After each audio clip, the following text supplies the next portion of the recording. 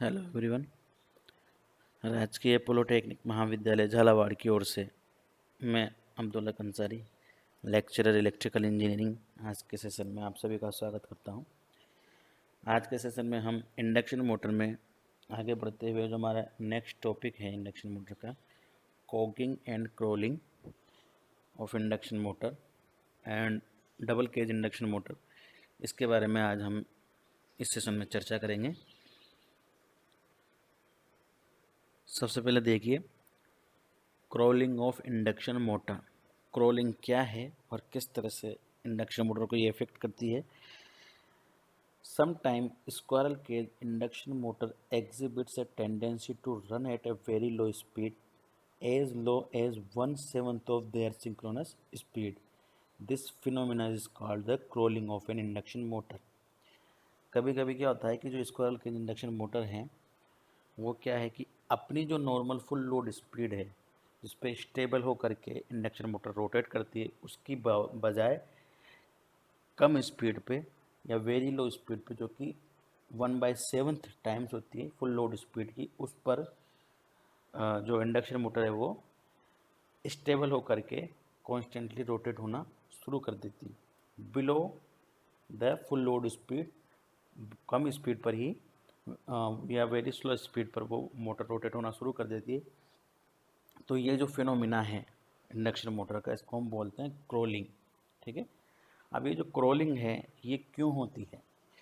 This action is due to the fact that flux wave produced by stator winding is not purely sine wave. हम जानते हैं कि जो flux wave develop होती है, produce होती है, वो प्योरली साइन वेव नहीं होती। उसमें क्या होते हैं कि हारमोनिक्स होते हैं। ठीक है ना, हारमोनिक कंपोनेंट होते हैं। फंडामेंटल जो हमारा है उसकी जिसका मैग्नीट्यूड सबसे ज़्यादा होता है वो हमारा फंडामेंटल कंपोनेंट होता है। उसके साथ साथ third harmonic, fifth harmonic, seventh harmonic, इस तरह के हार्मोनिक भी हमारे जो है साथ में फ्लक्स वेव में डेवलप्ड होते हैं। ठीक है, instead it is a complex wave consisting of a fundamental wave and odd harmonics like third harmonic, fifth harmonic, seventh harmonic। तो ये seventh harmonic, fifth harmonic, third harmonic ये भी होते हैं जिनकी फ्रीक्वेंसी 3 टाइम्स, 5 टाइम्स और 7 टाइम्स होती है फंडामेंटल से। ठीक है, तो ये जो हार्मोनिक्स है वो भी हमारी जो फ्लक्स वेव डेवलप होगी उसमें अवेलेबल होंगे। ठीक है, the fundamental wave revolve synchronously at synchronous speed N S.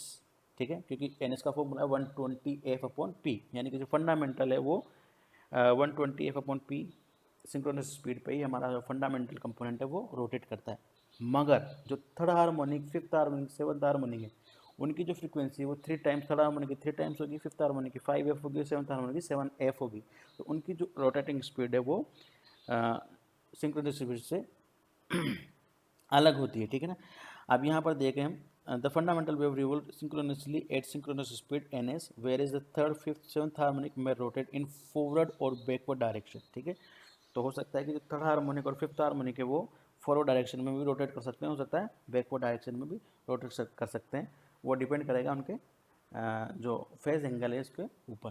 ठीक है ना, hence harmonic torque are also developed in addition with the fundamental torque. यानी कि इससे ये तो साबित हो जाता है कि हमारा फंडामेंटल जो टॉर्क डेवलप हो रहा है, जो कि फंडामेंटल कंपोनेंट की वजह से डेवलप हो रहा है, उसके अलावा हार्मोनिक टॉर्क्स भी हमारे जो सिस्टम है, रोटर है, इंडक्शन मोटर, उसके अंदर अवेलेबल हैं। ठीक है ना, third harmonics are absent in the balance three phase supply. अगर हमारा बैलेंस थ्री फेज सिस्टम है तो इसमें थर्ड हार्मोनिक्स अवेलेबल नहीं होगा। उसके बाद जो नेक्स्ट ओड हार्मोनिक वो है fifth harmonic and seventh harmonic. Hence अगर थर्ड हार्मोनिक अवेलेबल नहीं है तो third harmonic do not produce rotating field in torque. तो थर्ड हार्मोनिक यहाँ पर रोटेटिंग फील्ड और रोटेटिंग फील्ड और टॉर्क प्रोड्यूस नहीं करेगा। ठीक है, the total motor torque now consist three component, जो जिनका जो कंसिडरेबल अमाउंट ऑफ एम्पलीट्यूड होगा, मैग्नीट्यूड होगा, फिफ्थ हार्मोनिक और सेवन्थ हार्मोनिक, तो उनको यहाँ पर कंसिडर कर रहे हैं। हायर ऑर्डर का हार्मोनिक्स को हम नेग्लेक्ट कर रहे हैं।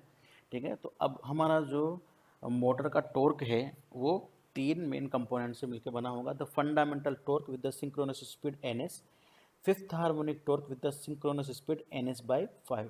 ठीक है, फिफ्थ हार्मोनिक जो है उसकी स्पीड होगी N S by 5 and the seventh harmonic torque with the synchronous speed of N S by 7। ठीक है ना, तो सेवन्थ हार्मोनिक स्पीड हो जाएगी ns/7, फिफ्थ हार्मोनिक स्पीड हो जाएगी ns/5, ठीक है। अब इसमें हमने हायर हार्मोनिक को यहाँ पर नेगलेक्ट कर लिया है। अब हम सबसे पहले देखते हैं कि फिफ्थ हार्मोनिक है उसका फेज डिफरेंस कितना है। तो fifth harmonic current will have phase difference of 5 into 120, 600 है ना। 600 को हम बराबर 2 इंटू 360 माइनस 120 करेंगे तो यहाँ पर जो इसका फेज डिफरेंस आएगा वो आएगा -120 डिग्री, ठीक है। Hence the revolving speed setup will be in reverse direction. यहाँ पर इसका जो फेज डिफरेंस आया वो नेगेटिव आया, तो यहाँ पर जो फिफ्थ हार्मोनिक की वजह से जो रिवॉल्विंग स्पीड फ्लक्स सेटअप होगा उसकी डायरेक्शन जो है वो रिवर्स होगी, यानी कि वो अपोजिंग नेचर का होगा। और इस स्मॉल अमाउंट का अपोजिंग नेचर का जो हार्मोनिक है यहाँ पर एक ब्रेकिंग एक्शन जो है हमारा इंडक्शन मोटर में वो प्रोड्यूस करेगा, तो उसको हम यहाँ पर ब्रेकिंग एक्शन को विद रेस्पेक्ट टू फंडामेंटल जो हमारा है उसके रेस्पेक्ट में उसको हम यहाँ पर नेग्लेक्ट कर सकते हैं, क्योंकि उसका असर फिफ्थ हार्मोनिक का जो रिवर्स असर इफेक्ट है यहाँ पर इतना नहीं होगा। उसके बाद हम सेवन्थ हार्मोनिक को कंसिडर करते हैं। Seventh harmonic will have the phase difference of 7 into 120, यानी कि 840 डिग्री, 840 डिग्री। अब तो 840 को देख लेते हैं हम यहाँ पर 2 इंटू 360 प्लस 120 में कन्वर्ट कर सकते हैं, यानी कि जो ये है सेवन्थ हार्मोनिक वो कितना रहेगा, +120 डिग्री इसका फेज रहेगा, यानी कि 120 डिग्री इसका जो फेज है वो आगे रहेगा और ये सेम डायरेक्शन में ही रोटेट करेगा। Hence the will setup rotating field in the forward direction with the synchronous speed equal to ns/7। अब जो फंडामेंटल जो फ्लक्स है उसकी स्पीड होगी ns, और उसी डायरेक्शन में जो सेवन्थ हार्मोनिक की वजह से जो फ्लक्स डेवलप हुआ उसकी स्पीड होगी ns/7, ठीक है। तो if we neglect all the higher harmonics the resultant torque will be equal to the sum of fundamental torque in the seventh harmonic. तो अब जो रिजल्टेंट टॉर्क हमारे पास आएगा वो आएगा किसका सम आएगा, सेवन्थ हार्मोनिक का और फंडामेंटल कंपोनेंट का। Seventh harmonic torque reaches its maximum positive value just before 1/7 of ns। तो इसकी मैक्सिमम वैल्यू 1/7 ऑफ ns के पहले ये पहुंच जाएगा, ठीक है। तो यहाँ पर हम इसको देखिए ग्राफ में रिप्रेजेंट कर रहे हैं। ये जो है सेवन्थ हार्मोनिक जो हमारा है उसका कर्व है, ठीक है ना। ये जो कर्व है ये हमारा सेवन्थ हार्मोनिक का कर्व है, टॉर्क स्लिप कैरेक्टरिस्टिक। और जो ये कर्व है ये हमारा फंडामेंटल कंपोनेंट का कर्व है। जब हम इन दोनों को सम अप करेंगे तो एक्चुअल जो कर्व निकल के आएगा हमारा वो आएगा ये, ठीक है। ये एक्चुअल कर्व हमारा निकल के आएगा, यानी कि जो सिंक्रोनस स्पीड, लो सिंक्रोनस स्पीड या हाई स्लिप के केस में एक कर्व में एक्चुअल में जो हमारी स्टेबल पोजीशन होगी वो यहाँ पर होनी चाहिए, ठीक है। लेकिन उससे पहले भी हमें एक जो पॉइंट है जो कि लोअर स्पीड है 1/7 के आसपास की जो स्पीड है वहाँ पर हमें एक स्टेबल पॉइंट या स्टेबल कर्व यहाँ पर मिल रहा है। तो अगर हमारा इंडक्शन मोटर लो जो टॉर्क है वो कम है, तो जब स्टार्टिंग टॉर्क कम होगा तो वो इस पॉइंट पर ऑपरेट करेगी। तो ये जो पॉइंट है वो लो स्पीड रीजन है, ठीक है ना। तो इस वजह से हमारी जो इंडक्शन मोटर है कभी कभी स्टार्टिंग में इस पॉइंट पर स्टेबली ऑपरेट करने लग जाती है, लो स्पीड पर ऑपरेट करने लग जाती है। तो ये जो फिनोमेना होता है ये क्रॉलिंग कहलाता है और ये सेवन्थ हार्मोनिक की वजह से होता है। If the mechanical load on the shaft involve constant load torque, the torque developed by the motor may fall below this load torque. In this case, motor will not accelerate up to its normal speed, क्योंकि यहाँ पर stable reason है तो इस stable reason में हमारी motor operate करने लग जाती है तो वो एक्सेलरेट नहीं होगी, ठीक है ना। और ये जो फिनोमिना है वो क्रोलिंग कहलाता है। तो इस क्रोलिंग से ओवरकम करने के लिए हमको जो इंडक्शन मोटर है उसका जो स्टार्टिंग टॉर्क है वो हाई रखना होगा। हाई रखने से जो ये रीजन है ये बाईपास हो जाएगा और हमारी मोटर स्टेबल रीजन में ऑपरेट करने लग जाएगी, ठीक है। तो ये क्रोलिंग था। उसके बाद हम चलते हैं कोगिंग पे, cogging of induction motor.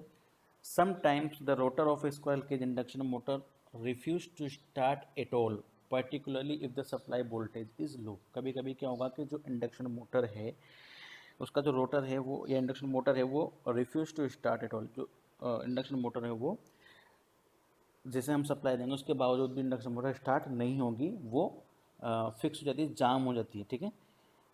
If the supply voltage is low, this happens specially when the number of rotor teeth is equal to the number of stator teeth. अब ये क्यों होगा, जब नंबर ऑफ रोटर टीथ है induction motor के rotor में और stator teeth है वो उनकी संख्या जो है वो बराबर है, समान है।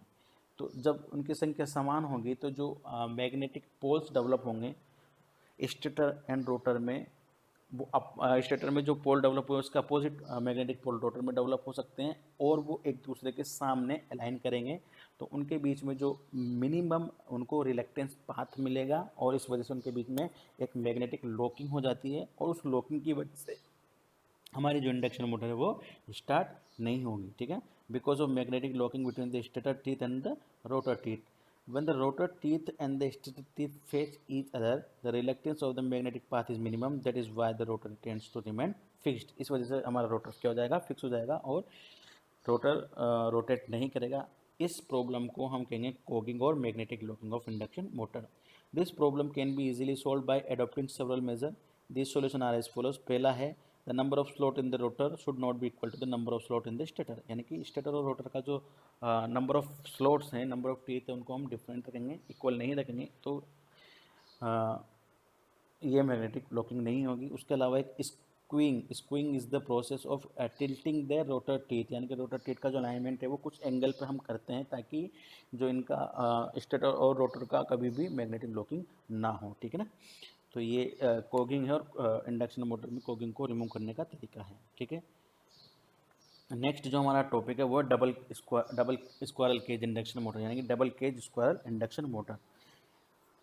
हम जानते हैं कि जो स्क्वायरल केज इंडक्शन मोटर है उसके को में जो हमारा रोटर है वो क्या होगा, इंटरनली शॉर्ट सर्किटेड होता है और उसमें हम बाहर से कोई रोटर में रेजिस्टेंस अप्लाई नहीं करते। इस वजह से जो इसका और जो चूँकि कॉपर बाहर से रेजिस्टेंस कम होता है, रेजिस्टेंस कम होने की वजह से जो इसका स्टार्टिंग टॉर्क है वो भी क्या होगा, कम होगा, ठीक है ना। तो स्टार्टिंग टॉर्क सिंगल जो केज की स्क्वायरल केज इंडक्शन मोटर होती है उसका स्टार्टिंग टॉर्क कम होगा। तो इस स्टार्टिंग टॉर्क को ओवरकम करने के लिए यहाँ पर हम डबल केज का इस्तेमाल करते हैं। Squirrel cage motors are the most commonly use induction motors but the main drawback is they are poor starting torque due to the low rotor resistance, क्योंकि लो रोटर रेजिस्टेंस है इनका और जो starting torque है वो directly proportional होता है rotor resistance के, ठीक है ना। तो इसका जो रोटर रेजिस्टेंस होता है वो कम होता है स्क्वायरल केज इंडक्शन मोटर का, इस वजह से हमारा स्टार्टिंग टॉर्क है वो कम होगा। But increasing the rotor resistance for improving starting torque is not advisory, क्योंकि अगर हम रोटर का रेजिस्टेंस इंक्रीज कर देंगे तो जब रनिंग कंडीशन होती है तो रनिंग कंडीशन के केस में हमारा जो टॉर्क है वो इन्वर्सली रिलेटेड होगा और जो उसमें चूँकि रेजिस्टेंस का जब इंक्रीज हो जाएगा, रोटर रेजिस्टेंस इंक्रीज होगा तो उसमें हमारे लॉसेस भी ज़्यादा होंगे, तो एफिशिएंसी डाउन हो जाएगी। इस वजह से हम रोटर का रेजिस्टेंस है वो भी इंक्रीज नहीं कर सकते, ठीक है, उससे हमारी एफिशिएंसी कम हो जाएगी, ठीक है। One can not even add external resistance for starting purpose, हम इसमें एक्सटर्नल रेजिस्टेंस भी ऐड नहीं कर सकते क्योंकि यहाँ पर जो परमानेंटली क्या होती है हमारी जो बार्स होती है रोटर की वो शॉर्ट सर्किटेड होती है। This drawbacks are remove by the double squirrel cage motor. तो डबल केज का इस्तेमाल करके हम इस ड्रॉबैक्स को ख़त्म कर सकते हैं और साथ के साथ high starting torque without sacrificing the efficiency, हम बिना एफिशिएंसी को सेक्रीफाइस करके हाई स्टार्टिंग टॉर्क भी प्राप्त कर सकते हैं। अब इसमें क्या होगा, it is a double cage, इसमें दो केज होंगे डबल केज इंडक्शन मोटर में, टू रोटर केजेस होंगे या टू रोटर वाइंडिंग्स होंगी, ठीक है। The arrangement is use for obtaining high starting torque at low value of starting current. Low value of starting current, जब starting current की value low होगी क्योंकि इसमें जो स्टार्टिंग के जब मोटर को स्टार्ट करेंगे तब इसमें जो रेजिस्टेंस फील होगा वो हाई होगा, ठीक है। देखते हैं आगे। The stator of a double cage rotor of an induction motor is same as that of the normal induction motor. इसका जो स्टेटर है वो सेम होगा बट जो रोटर है उसमें टू स्क्वायरल केज वाइंडिंग होंगी, outer winding and inner winding, ठीक है, दो वाइंडिंग होगी, आउटर वाइंडिंग और इनर वाइंडिंग। आउटर वाइंडिंग जो है outer layer has the bar of small cross section, इसका जो क्रॉस सेक्शन होगा वो कम होगा, स्मॉल होगा, usually made of manganese, manganese की बनी होंगी। अब मैंगनीज की बनी होंगी, क्रॉस सेक्शन भी कम है तो इसका जो रेजिस्टेंस होगा आउटर वाइंडिंग का वो लार्ज होगा। The bars are shorted at the both ends, the flux linkage is thus very less, bar इसमें भी दोनों एंड पर शॉर्ट की जाएगी और इसका जो फ्लक्स लिंकेज इसका भी बहुत कम होगा, ठीक है। उसके बाद जो इनर वाइंडिंग है, inner layer bars are greater cross sectional area, इनका क्रॉस सेक्शनल एरिया भी बड़ा होगा, ठीक है, देखिए यहाँ पर, और क्रॉस सेक्शनल एरिया भी बड़ा होगा। साथ के साथ इनका जो ये बनी होंगी कॉपर की, ठीक है, कॉपर की भी बनी है, और साथ में जो इनका जो क्रॉस सेक्शनल एरिया वो भी ज़्यादा है, तो इनका जो रेजिस्टेंस होगा वो क्या होगा, कम होगा, ठीक है, जो कि यूजुअली 1/4 होगा या 1/5 होगा आउटर वाइंडिंग की अपेक्षा, ठीक है। और इसको सेम एंडिंग से सेपरेट एंडिंग के साथ इनको भी शॉर्ट किया जाता है, ठीक है ना। तो ये जो हमारी आउटर रिंग है ये हमारी हाई रेजिस्टेंस बार हो गई, और ये इनर रिंग जो है लो रेजिस्टेंस बार हो गई, ठीक है। जब इंडक्शन मोटर को हम स्टार्ट करेंगे तो हम जानते हैं इनिशियली जो स्लिप है उसकी वैल्यू हाई होगी, फ्रिक्वेंसी स्टेटर जो फ्रिक्वेंसी है वो सॉरी रोटर जो फ्रिक्वेंसी है will be same as the stator. तो उस केस में जो हमारा